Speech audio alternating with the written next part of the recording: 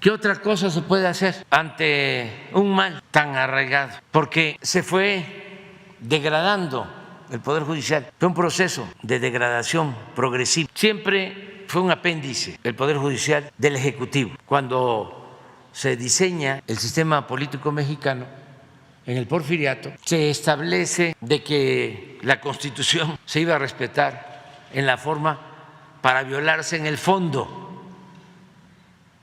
Entonces, como en todo el mundo, se hace el compromiso de aplicar la división y el equilibrio entre los poderes. Sin embargo, en los hechos, porque ese es el otro gran aporte a la antidemocracia de Porfirio Díaz, la simulación es el padre de la simulación política. En los hechos, en la práctica, el poder de los poderes era el Ejecutivo y el Poder Legislativo y el Poder Judicial estaban completamente subordinados. Porfirio Díaz enviaba las listas de los candidatos a diputados, a senadores, y de antemano sabía quiénes iban a ganar. Habían las llamadas palomas mensajeras que llevaban las listas. Tampoco había mucho cambio en las cámaras porque estaba establecida la reelección y lo que hacían es que pasaban de diputados a senadores y ahí seguían y tardaron igual que él, muchos, 20, 30 años, a veces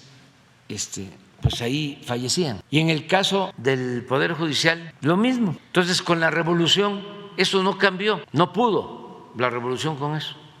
Y ese sistema se traslada y continúa la misma simulación de que el poder de los poderes es el Ejecutivo. En los tiempos recientes, como parte de la negociación para seguir simulando de que había democracia en México, el PRI y el PAN se ponen de acuerdo y empiezan a compartir el poder. Querían establecer una alternancia, es lo que se conoce como gatopardismo, eso que consiste en que las cosas en apariencia cambian para seguir igual, porque ya no se podía mantener el partido único. Turner, que escribió El México Bárbaro en la época de Porfirio Díaz, habla de que el sistema político porfirista era de los más perfectos del mundo. De ahí retoma Vargas Llosa posiblemente la idea para acuñar la frase de la dictadura perfecta. Como ya no se podía mantener ese sistema de simulación desgastado, intentaron con la alternancia y por eso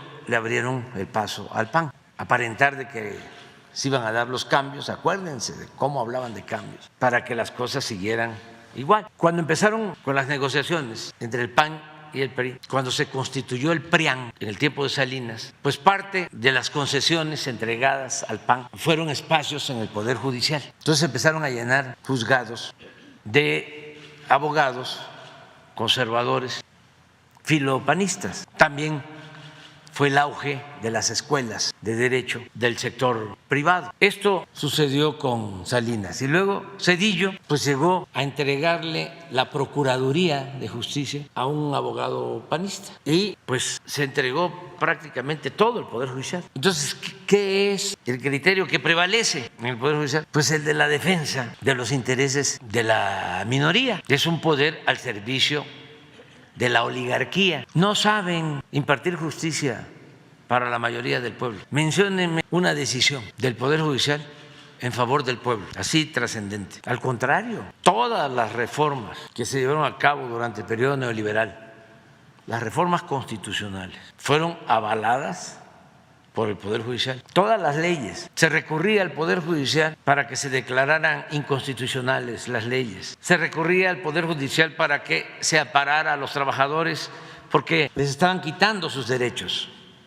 Por ejemplo, la reforma que llevaron a cabo para que un trabajador, en vez de jubilarse con su sueldo, reciba el 40% de su sueldo. Y lo mismo los trabajadores al servicio del Estado, los maestros. Y claro que se presentaron denuncias en el Poder Judicial y amparos, y todos fueron desechados. Y nosotros acudimos también muchas veces al Poder Judicial cuando se aprobó la reforma energética, la privatización del petróleo, la entrega del petróleo a particulares, sobre todo extranjeros, de conformidad con la Constitución, con el artículo 35 de la Constitución. Solicitamos que se llevara a cabo una consulta. Reunimos más de 3 millones de firmas y desecharon la propuesta.